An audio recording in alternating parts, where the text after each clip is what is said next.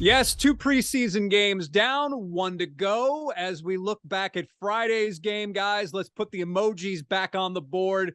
Something from preseason game number 2, which either made you feel really good, really disappointed, or just downright sick. Seth, we're gonna have you go first. Okay, look, the preseason for me is like football Zoloft. I'm going to find something to be happy about. And there are many examples. I'm upset about a few things with the Texans, but on defense, they've had 11 sacks in 2 games. And Jonathan Grenard in particular on Friday night looked really, really good. Yeah, he's going against backups, but he did what you would expect a good pass rusher to do versus backups. I think that if you were allowed to play that entire game, he could have 6 or 7 sacks in that game. So Jonathan Grenard, as well as a few other of those defenders, I think are guys to watch this year, something to actually get excited about, which is nice to see after a couple of years of the doldrums in Houston. I'll tell you what I was happy to see is once again, at the end of the first half and at the end of the game, time management by Lovie Smith and his staff. Whoever's in charge, they're doing a much better job than Bill O'Brien ever thought about doing. And Davis Mills actually made a throw. He threw a 50-50 ball up, and Nico Collins actually caught the ball. If we've been out of practice, you see Nico making nice catches and then dropping balls. So it was good to see Nico make some good catches.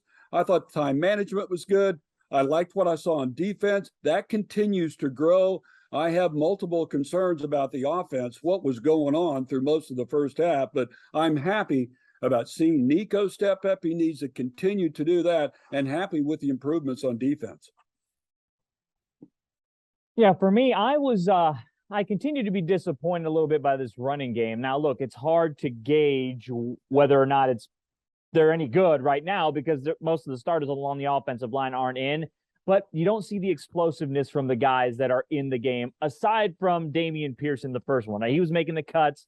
He was doing the things that we expected him to do coming out of Florida. But, Marlon Mack's in there. He's not making those cuts. Whether that's an offensive line issue or whether the running backs are not just not seeing the holes and making the right decisive moves, that continues to be a little disappointing for me. But I'm encouraged by the defense. I'm with you, Seth. The pressure that they're getting, especially with the front four, has been pretty good. Christian Kirksey looked pretty nice, too. That's his first game action. I think he's going to be real nice in this Lovie Smith defense there as a middle linebacker. I look to see him improve this year. For me, some of the penalties, actually, most of the penalties just made me really sick.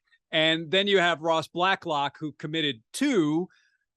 Seth, what do you think Ross Blacklock is thinking right now, considering there are some that believe that he is in danger of not making this roster? I think he thinks that as well, and he's playing as hard as he can. I think this kid has worked really hard the last years. I can see the efforts that he's made. Sometimes you can tell whether a guy is working on things or not.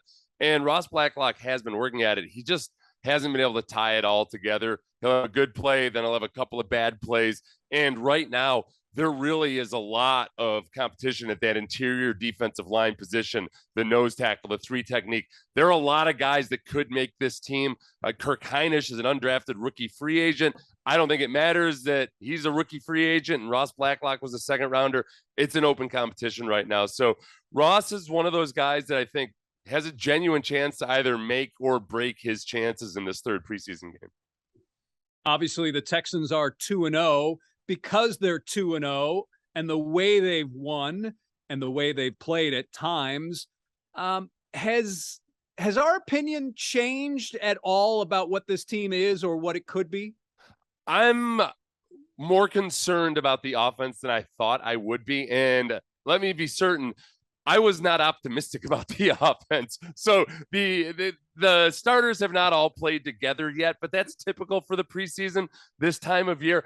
I'm going to throw out a weird stat that a lot of people aren't familiar with. It's becoming more common, but just pay attention to the fact that when Davis Mills has been out there, the offense has had 1.96 yards per play. Okay, Seth, what's that mean? Okay, well, last year, they had one of the lowest yards per play on offense that they've ever had during the regular season at 4.7 yards per play. So twice as productive yards per play last year was still one of the lowest ever. And so far in the 7 series that Davis Mills has been out there, the offense has been comatose. So I hope Brandon Cooks and Justin Britt and Laramie Tunsil make that much of a difference, because right now this is just not going to cut it.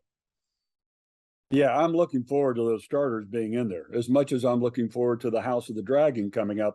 But that's another story altogether. What concerns me is, the text that I was getting, guys, after that game was, hey, that Kyle Allen guy is pretty good.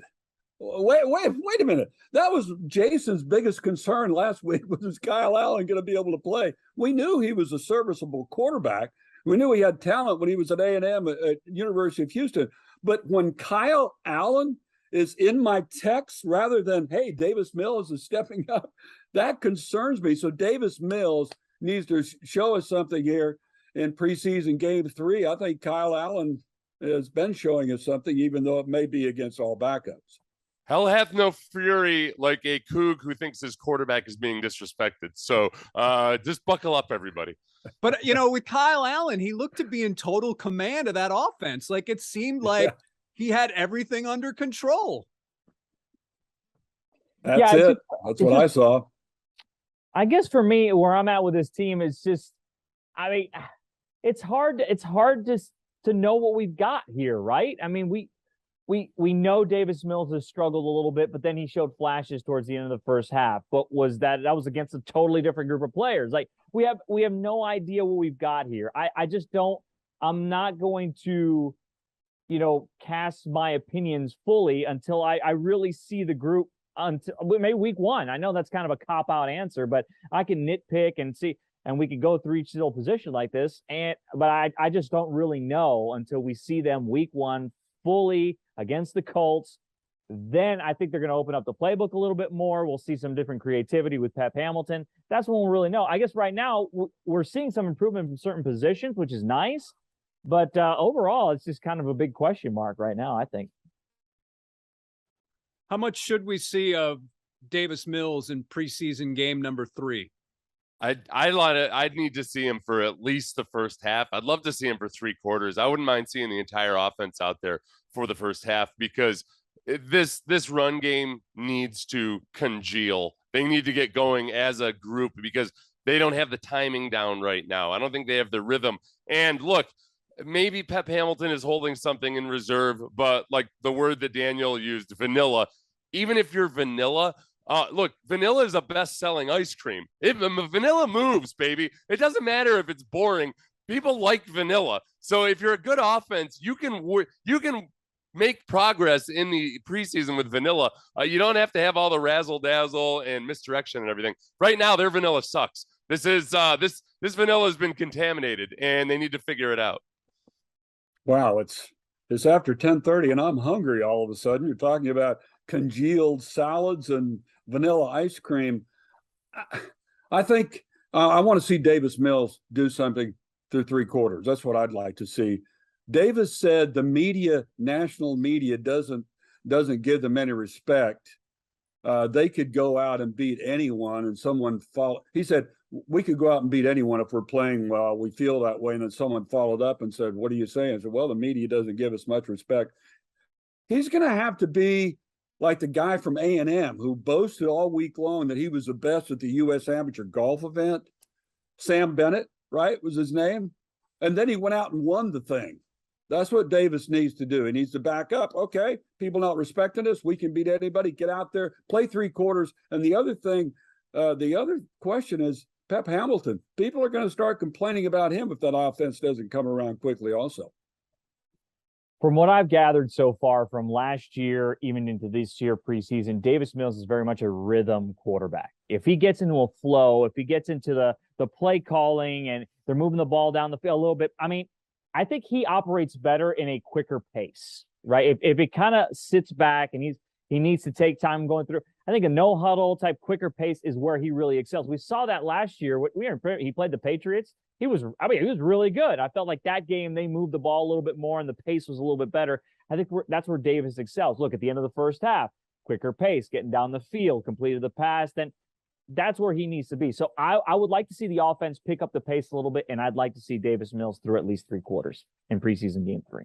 Look, a lot of times underperformance in the preseason doesn't matter that much at all. But sometimes you can tell when the coach is starting getting nervous about it. In 2005, in which we would go 2-14, it was the Tampa game when it was the 4th preseason game. Normally you wouldn't play all that much, but they kept playing the starters because things had not been going well. And by halftime of that preseason game number 4, we had a feeling we might be in trouble that year because Dom Capers was threatening to cut people. It was a mess. And if the offense doesn't come out and show a lot more with the starters than they have so far, it would feel a little bit like that. The difference here would be I feel good about the defense this year with the Texans. I think the defense, if they pay off on some of the promise that they have right now, I think that they'll at least stay competitive. But without the offense taking a big step forward, it's going to be tough. All right. Next week at this time, we'll be talking Niners and how the Texans looked in that one on Thursday night. Seth Payne, you can listen to him mornings on Sports Radio 610. Thanks for joining us, and we'll see you next week, Seth. Thank you, guys. I'll have to take my football Zoloft all week long.